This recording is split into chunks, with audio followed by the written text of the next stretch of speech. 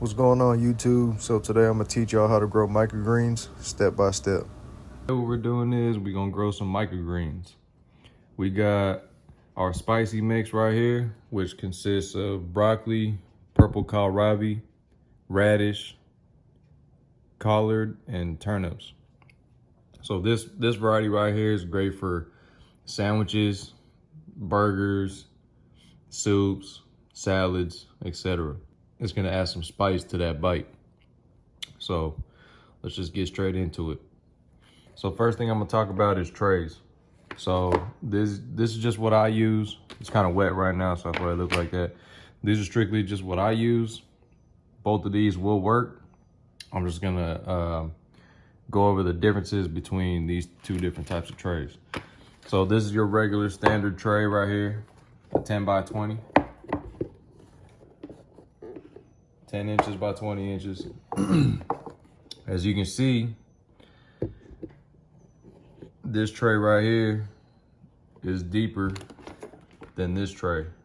It's about half the height. Now, for microgreens, these smaller trays will save you a little bit of soil because, as you can see, since it's half height, the soil for this one, I usually just fill to about right here. So you're only using about that much soil in the same size tray. Now with this one, if you're doing microgreens over and over, you're gonna end up using more soil using the full size trays. So as you can see, is less soil being used. These are bootstrap farmer trays, just in case y'all were wondering. And see, for these ones, they got drainage holes. See the holes cut on the bottom? It's for water drainage. And I have two different trays right here. So the water drains from the black tray through those holes into the white one, into the white tray, which is a catch tray. And on the traditional one, these don't have no holes in it. So, like I said, you can grow them either way. It doesn't matter. But for me, I like to use the smaller trays because I use less soil and it also has the drainage holes. So, just want to go over that. Like I said, either one is going to work perfectly fine. Let's go on to the soil. So the soil we're going to use is Roots Organic 707 blend. This is just the one I'm using. You can use any soil you want.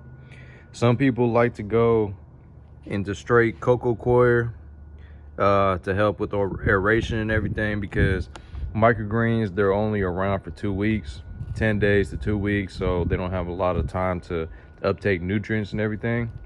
So you don't necessarily have to use soil, but I just use soil because it has a little bit of nutrients in it that the plant can take up throughout its short life cycle, and it just helps with the soil structure, and in my opinion, it just grows stronger microgreens. So I got my Roots Organic 707, and I got some cocoa coir and vermiculite to aerate the soil.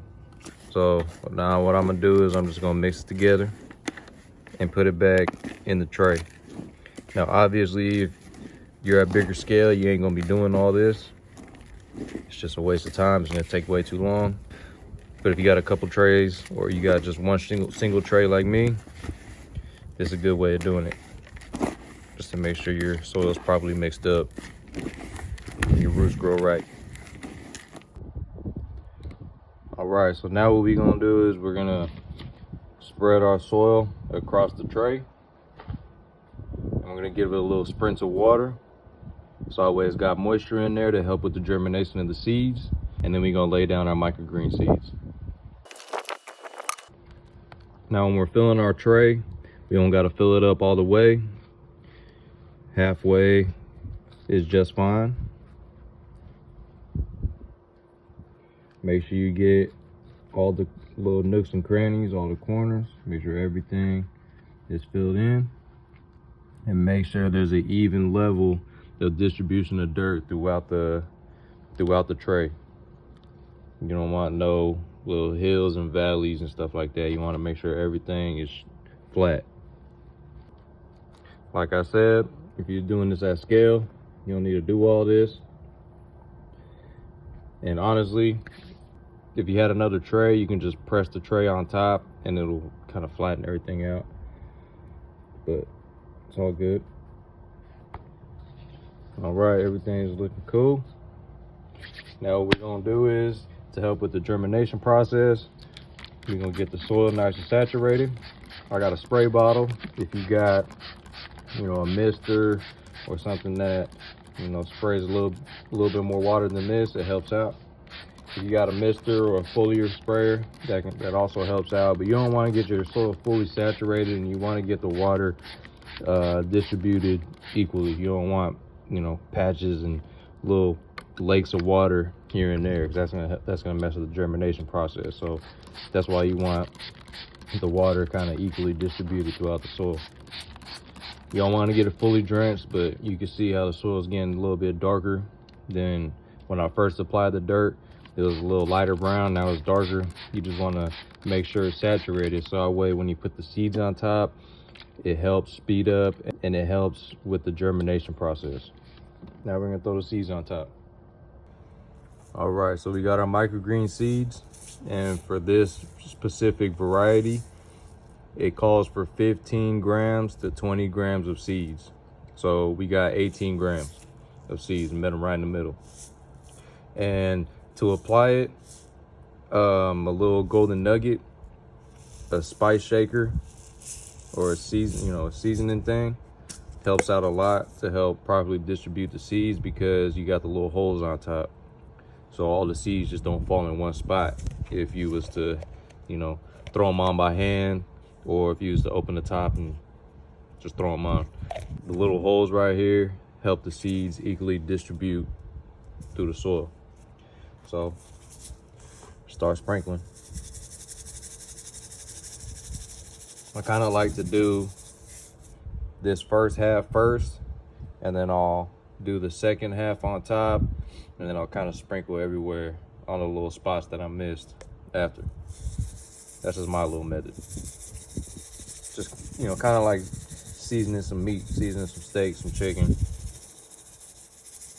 That's just how I do it. Or also what you can do is you can go from top to bottom like this. Either way, that helps with you to properly distribute the seeds, because you don't want the seeds all in one area, because when they start germinating, you don't kind of see the how the seeds come out.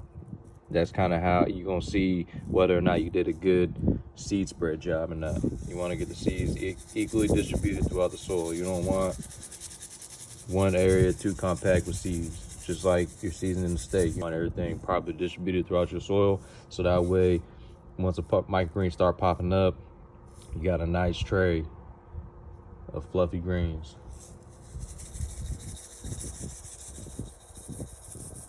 You want to make sure you're getting up in here, the corners. You want to make sure you get close to the edge, all the edges and everything, because the way you lay your seeds down is the way the tray is going to look when everything starts growing. You want a full canopy. Microgreens don't take any nutrients. You can feed them if you want to, but it ain't recommended.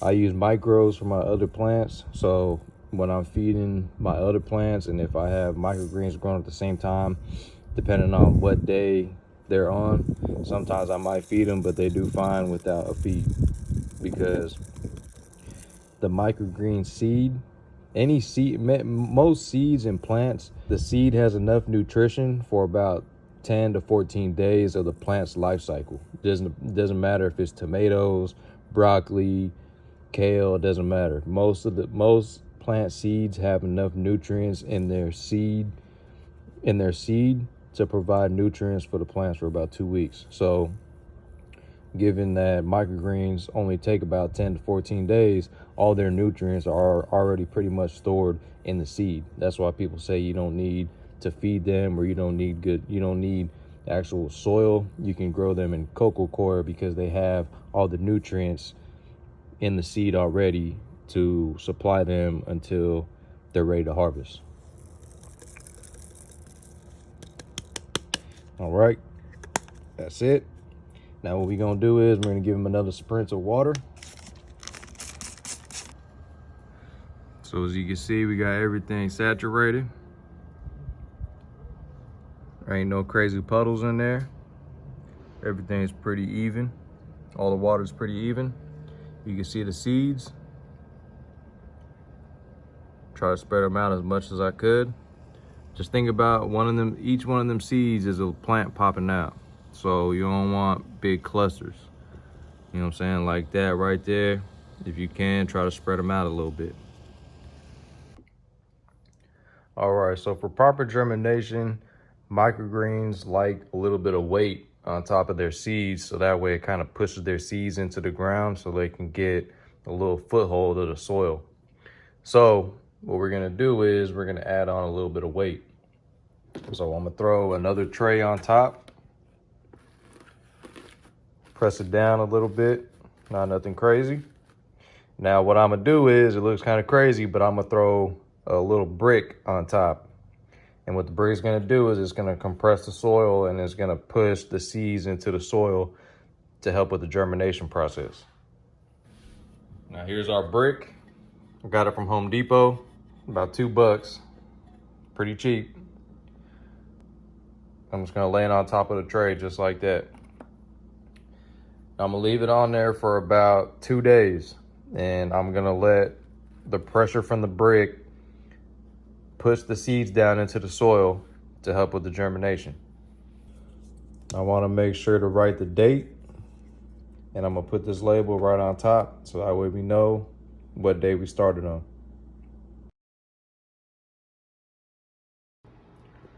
This right here is a simple 25 watt light. That light bar right there will cover the whole 10 by 20 tray. So if you just got one tray like me, this cheap low energy light right here will do just fine. You can also use something like that. See, it's got the little LED diodes right there. This light right here won't produce no heat, so it won't heat up your grow tent or whatever environment you're in. Or you can also use an old school ballast light with a clip on it. These also work too. And if you want to get lights that are full grown microgreens, I suggest getting these Nanotech T5 reflectors by Sunblaster. These lights are made for growing microgreens. So as y'all can see, this is a tray right here, and having 2 lights perfectly covers the whole tray. And this right here will give you a great canopy. Yeah, that's the name right there, the Nanotech T5 reflector by Sunblaster. Great for growing microgreens.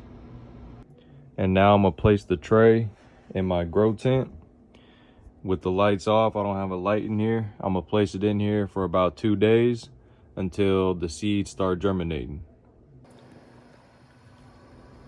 So after 2 days, you see we got some seeds starting to germinate, starting to pop out the soil.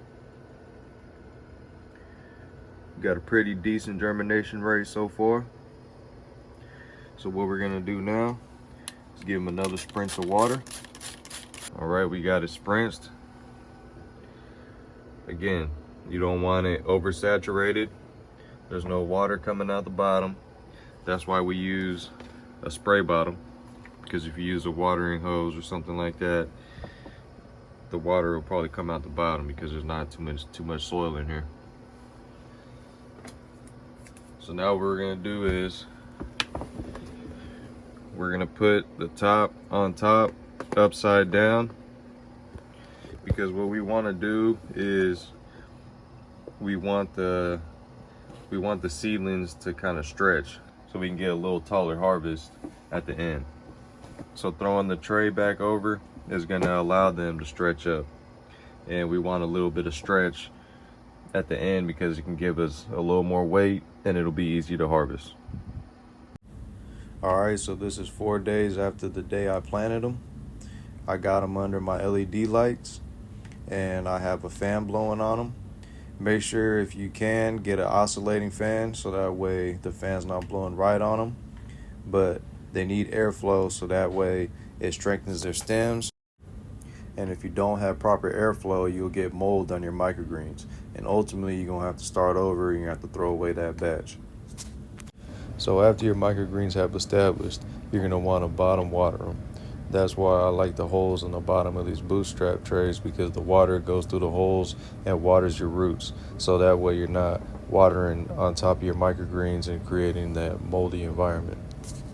All right, so this is day 7 from when we planted. Environment looking good, not too bad. Now, it's optimal to harvest these around day 8 to 10. After day 10, you'll notice the flavors, in this case the spice level, will start to dwindle down, and ultimately each day you let it go past its optimal harvest date, you'll see the difference in the quality. This particular variety calls just for 10 days, so we're going to harvest it about day 9. So this is day 7 right here. Is what it's looking like.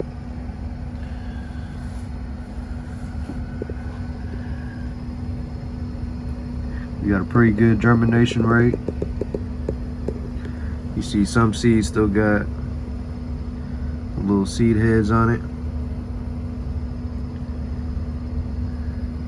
Some of them flopped over, like this one. Could have been lack of airflow. The light that I have isn't really optimal for it. That's why you see uneven growth. My next run, we're gonna grow them under my actual microgreen growing lights, and we'll get a more even canopy and probably a more thicker canopy. But this is mainly just an educational tutorial video, just showing y'all simply how to grow them. The next videos, if y'all like these ones, we'll grow them in different pots, grow them in different trays, under different lights. But yep, day 7. All right, y'all, it's day 10. Today is harvest day. See, we got a couple little stragglers hanging over. It's all good. They didn't get proper airflow, but not too bad of a canopy. Next run, we'll run it with the optimal light, but it's pretty lush. Now we're gonna get to chopping. So one of the things you're gonna need is a good knife and somewhere to put the microgreens in. What I'm using today is just a regular Ziploc bag. You can use these plastic Tupperware containers. I've also used those. They work really good. You can just toss them in the fridge, or if you got a microgreens business, put a couple ounces in there, put them in the fridge, and they're good to go. Now, microgreens, when you cut them, they need to be stored in a cold place, so I recommend putting them in the refrigerator. They last for about 2 weeks in the fridge. And do not wash your microgreens because they'll make them go soggy. They don't need to be washed because if you're growing them in an indoor environment, everything should be clean for the most part, so you're not going to have no debris or no pollen, no dirt. You shouldn't have none of that on your microgreens if you're growing indoors. So there's no reason for you to have to wash them after you chop them. All right, I'm going to use a glove to chop my microgreens today. That's optional. But if you got a business, that's Mando. All right, so what I like to do is just grab a little chunk just like that and cut the bottom. Now, there's another reason why I like the shorter tray as opposed to the longer trays, because on the longer tray, you're cutting about right here, depending on how much soil you're putting. But on the low trays, the soil is usually, right at the top. So you can get a good cut almost all the way to the root. As y'all can see, got a good amount. If you got a little bit of dirt on it, that's all right. Just take it off, that's fine. Now, sharper the knife, the easier it is to cut straight through it. Make sure your microgreens are watered prior to harvest, because one, it'll make it a lot easier to cut through the stems because there's water in them. And two, obviously, if you don't water, your shit's gonna be drooping, looking like them ones on the side right here. You don't want that. You want everything standing up tall, and you want everything hydrated when you're getting ready to chop.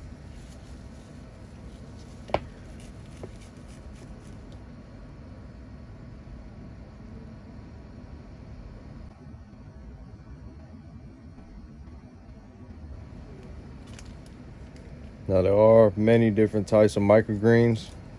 Like I said, this specific one that I have right now is a spicy green mix. I do recommend also growing the pea greens, microgreens. Those are the pea shoots. They grow pretty tall.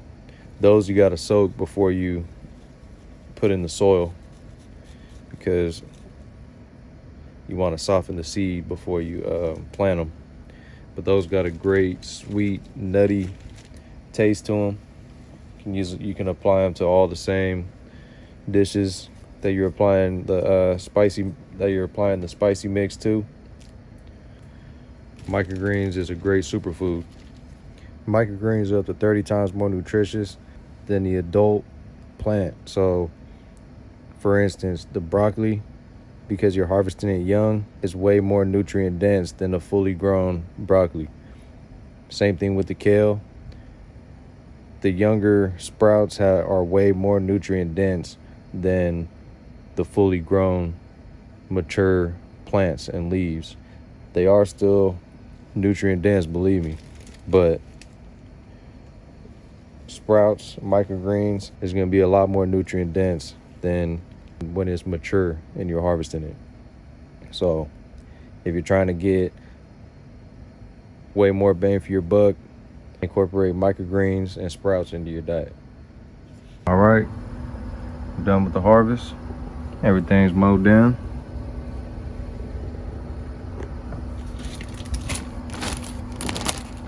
This is what we got.